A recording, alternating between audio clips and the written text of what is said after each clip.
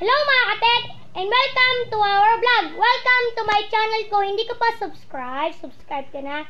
I-click notification bell button para update kayo sa panibago ng episode ko. Okay na guys, tara na.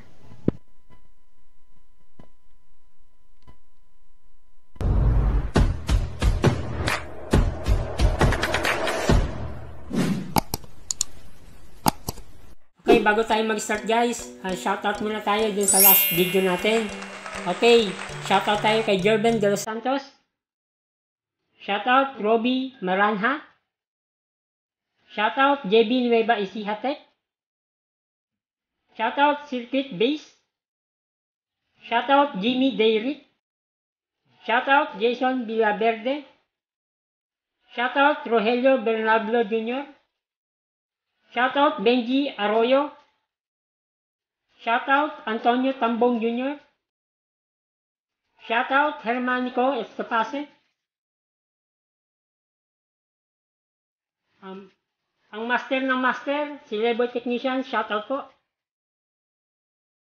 Shoutout Joy Masoy TV. Pasyalan po natin. Shoutout Ryan Crosses Tech. Shoutout Basic Bad, pasyalan po natin. Shoutout Compicker 23. Shoutout Marco Francis 713 Mixed Blood. Shoutout AQ Tech. Shoutout Green Apple Electronics. At shoutout Dave Electronics Repair. Shoutout EdTech PH. Yung mga guys, pasyalan po natin yung mga technician. Okay guys, start na tayo. Okay guys, welcome back sa YouTube channel natin. Ang gagawin natin guys ngayon, kung paano magpalit ng bagong motor ng mga dryer. Ito, ang tatak nito guys, American Home. Yan, American Home to. Ito yung kanyang motor. Ito yun, kung makikita natin, meron siyang purple, blue, tsaka asul. Asul. Diba? Asul tsaka blue. Para sa yata. Hindi. Ito yun. Yan. May blue siya. Ito yung purple.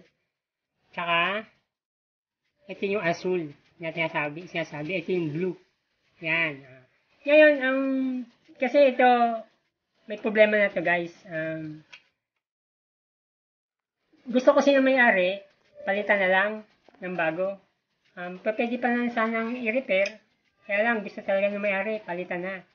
May pera siguro, baka mayaman. Okay? Tingnan natin yung nabili ng may-ari. Ito yun guys,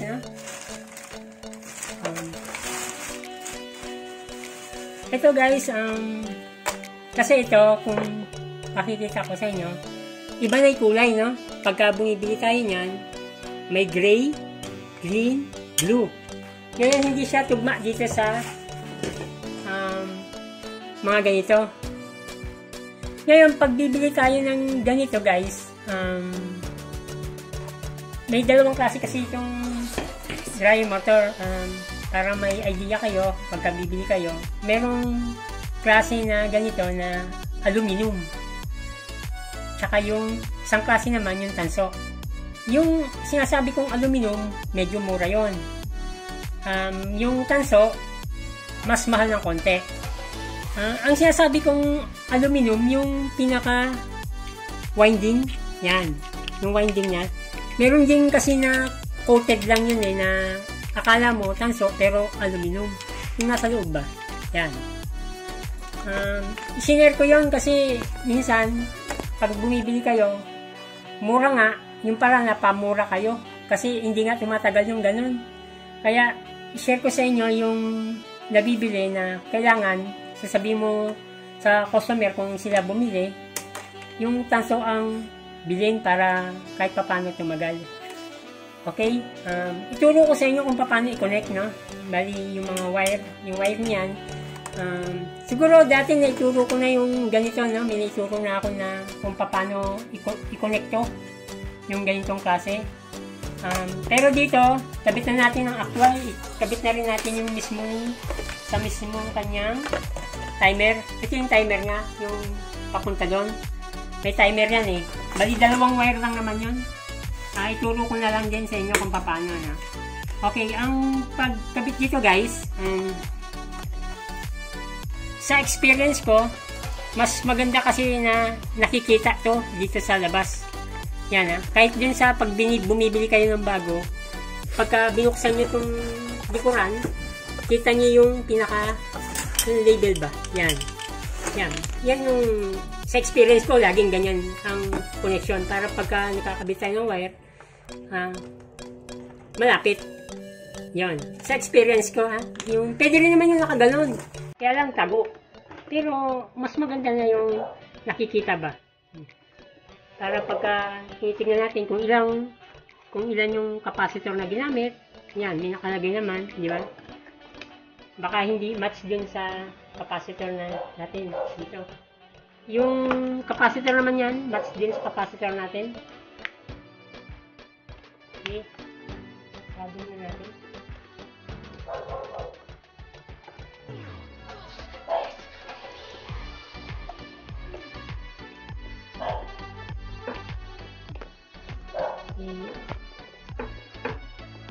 I-lock muna natin ito mga screw.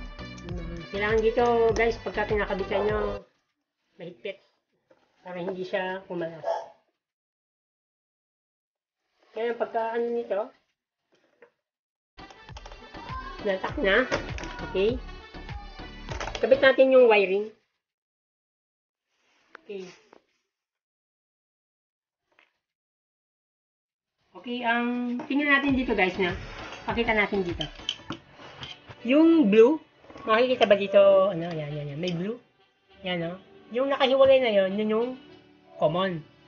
Okay, i-tap natin. Dito natin ko-connect.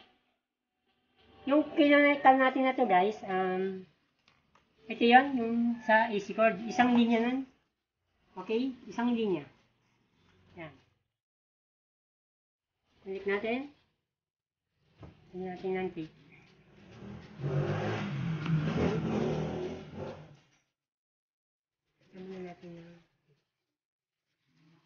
Okay. Ngayon yung dalawang natira, capacitor yan. Yung dalawa. Okay. Dito sa motor na ganito guys, hindi na kayo malilito. Yung pagka may nakasulat na ganyan, hindi na kayo malilito kung saan ang connection. Kung pagmamasdan natin, tingnan mo dito, yan. Yung may tuldok ngayon, di ba itong isa, yan yung common. Yung isang may tuldok, yan yung papuntang timer.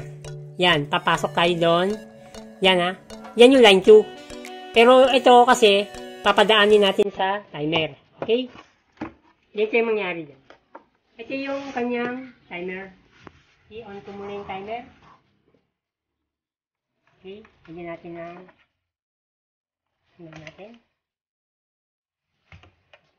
Medyo gabi na guys. Gabi tayong gumawa. Ito kasi yung gamit ko, yung DIY na ilaw. Ayan pagka madilim. Promote ko na rin yung DIY natin na light pagkagabi. Na maliwanag. Dilim na. Okay. Balik tayo. Ang kulay nung kulay gray. Yung may tuldok. Yan yung may tuldok Yan. Hindi kayo maliligaw kasi yung pinaka-green yun yung capacitor. Sigurado kaliwa ang ikot niyan. Hindi na tayo maliligaw niyan. Pagka may mga nakasulat na ganyan. Pero pag wala, yung gaganin pa natin yung dapat pakaliwa. Okay? Ngayon, ang connection nun, dito. Itong may fuse, yan. Yung may fuse, dito natin kakabit yan. Ito yung papuntang timer Ito yun Kung pakita mo dito pumasok siya dyan. Yan. Dalawa lang naman yung connection nun. Dalawa lang yung wire. Bali, parang switch lang siya. Okay? Yan yung nagka-cut off pagka tapos na yung timer. Okay? Direct ka lang dito. Yan.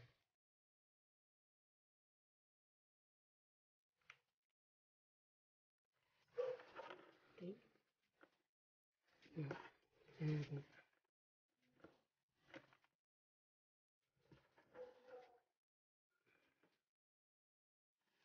Okay. Okay, dito, ang connection nun, yung gray, di ba? Ito yan, gray. I-connect lang din natin dito sa kabila. Ito yan, oh. Itong green, ito na mismo yung capacitor, eh. Kaya, okay, wala nang itatap na iba nun. Okay.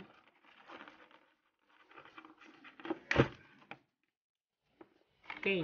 Bali ito, kita na lang din natin.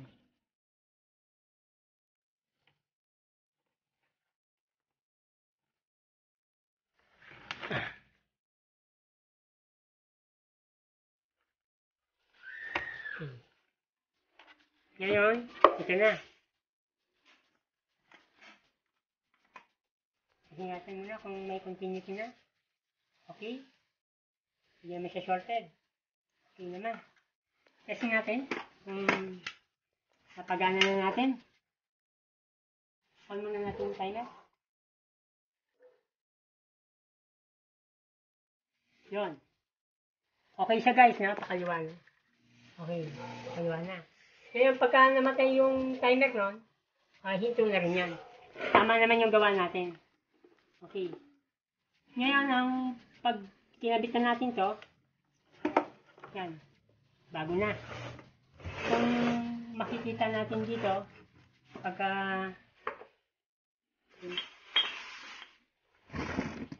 dito, pakita mo dito. Medyo may konting kalawang, pero hindi dyan ang galing yung sila guys, talagang motor lang.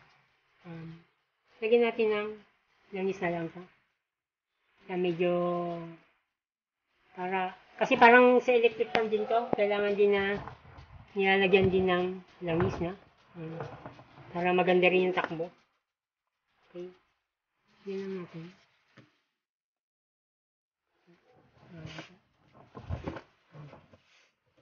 Turo ko na lang din kasi minsan yung pag yung naririnig niya na medyo yung parang may yung parang bang maingay. Kumbaga na tutuyuan na tong pinaka-bushing niya dito. May bushing din yan eh. Yung pinaka-rubber na to. So, yun natin para gumanda. Yun na. Importante din yan. Nalagyan. Okay, pagka nalagyan na natin yun. Okay. Dito, para hindi kayo naliligaw, minsan kasi pag binakas natin, ay saan niya ba ito nakakabit. Yung ganun yung natin, ha? Turuan ko kayo. Pagka dito nakaharap to, yan, yan. Pag dyan nakaharap yan, kung ito, dapat ito dito. Yan, dito yan dapat nakakabit yan, no? Yan. Kung saan nakatapat dito, doon siya nakatapat. Yan. Yan naman dito. Ito. Yan, no? Dapat ganyan, ha? Hindi po pwedeng nakaganon. Hindi po pwedeng nakaganon, ha? Dapat tapat. Okay? Okay. Tapos na natin.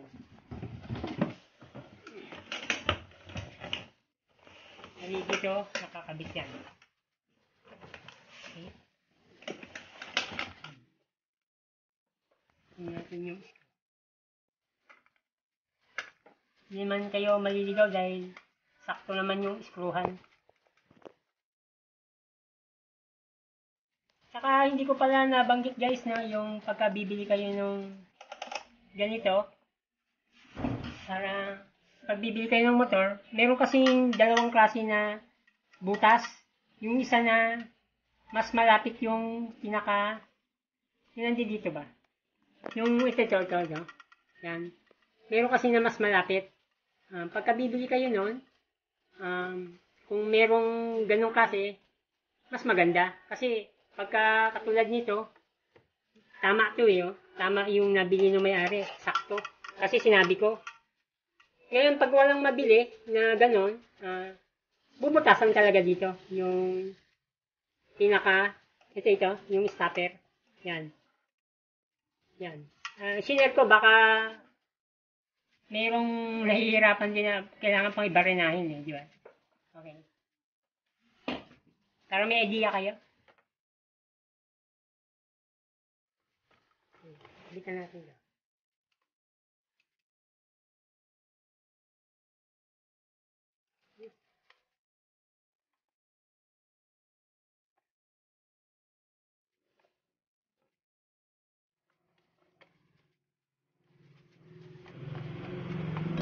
Maganda yung nabili.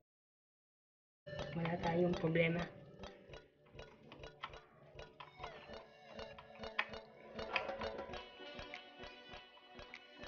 Pag mali kasi, magko-convert pa tayo.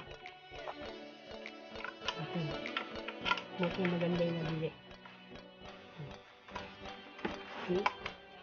Natin kung mag-ialakay siya. Okay. Tama naman. Kailangan din mahigpit para hindi siya maingay. Okay. Pagkakabit dito, ito, kung makita nyo, yun, di ba mayroon parang half moon nasa loob? Yan. Dito siya nakatapat para pumasok. Okay, shoot natin. Dito siya. Okay, pasok. Kita na natin.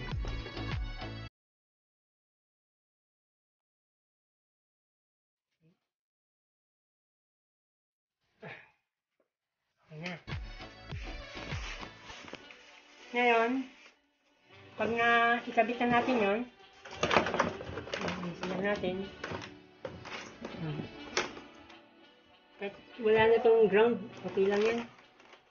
Hindi man natin nilalagay dito, masali na dito sa ano. Okay. Bulakan kasi pagka nilagay mong ground, may problema pa. Okay, ikabit lang natin. Ngayon, pasok natin dito yung hose muna.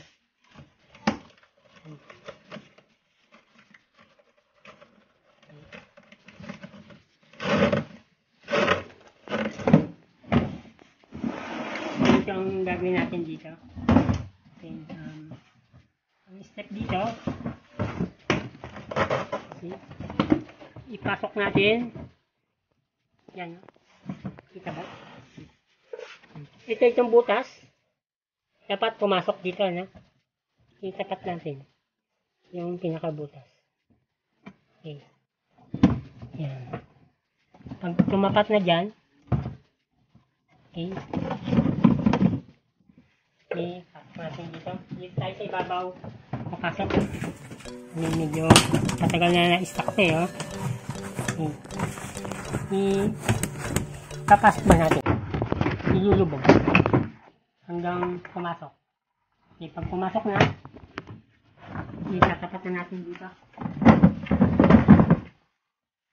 Okay, makikita naman yan. Yan o, nakatapat na, di ba? Nakatapat na. Yan o. Hindi naman tayo maliligaw kasi may butas. Okay. Nagamit na tayo ng panghigpit.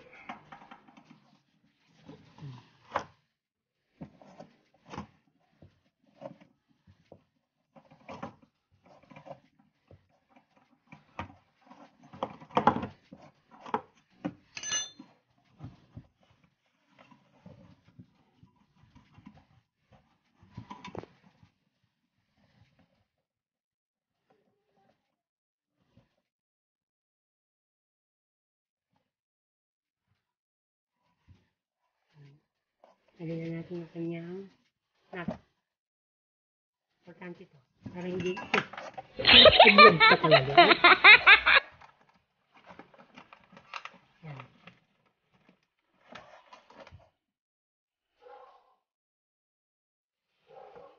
Okay. Ano bibili? Dalawa na ako ah.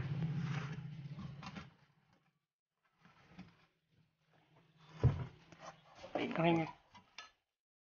Okay. Yan, pinasok ko na. Parang ayaw pang makisama. Okay. Ayan na. Pag nakat na natin yan, hikitan din natin. Okay. Saka natin i-filter na ito. Okay.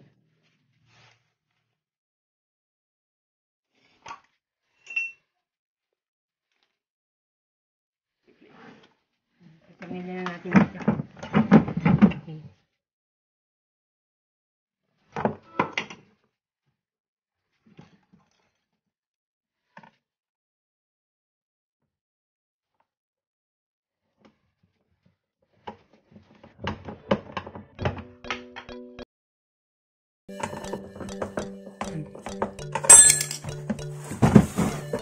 I-tornado ko muna lahat to guys. Ha?